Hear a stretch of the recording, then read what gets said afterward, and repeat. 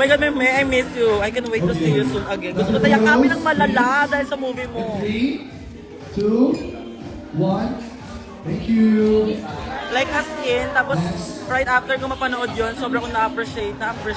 Sobrang ko na-appreciate lahat ng effort ni Maxi sa amin as kuya. Like, pinistop niya yung mga pag-aaral niya. Mga bata kami na naglalaro kami sa kalsada, may cut-off siya maglaro kasi para makapagtinda siya ng isda para sa amin. Like, grabe,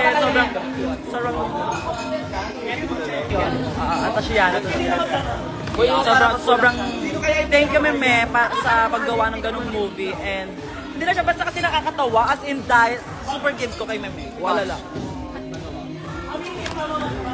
Sana next year, no? Kasali na tayo. Oo nga, sana nasa movie na tayo ni Meme soon.